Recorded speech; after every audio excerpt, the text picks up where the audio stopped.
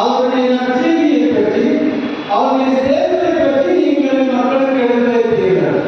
ஆனால் நான் அந்த இயேசு குழந்தை பிறந்தவுடனே முதலாக அவரை எடுத்து நெஞ்சோடு வைத்து அழைத்து முத்தமிட்டு அன்பு செய்தவர் நான். அவருக்கு வேண்டிய தேவைகளை செய்து கொடுத்தவர் நான். அவரை பேணி பாதுகாத்தவர் நான். துன்ப நேரத்தில் அவரை எடுத்துக்கொண்டு எரித்து ஓடியவர் நான். பிரதமருக்கு அவரை திரும்ப கொண்டு வந்தவர் நான். அவருக்கு உணவூட்டியவர் நான். அவருக்கு ஆறுகளை அழைத்து கொடுத்தவர் நான்.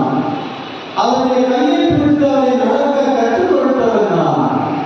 வேதங்களையும் எல்லாவற்றையும் அவருக்கு கற்றுக் கொடுத்தவர் நான்.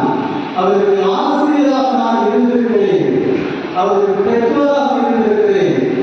பணி எப்படி செய்வது, தச்சனாக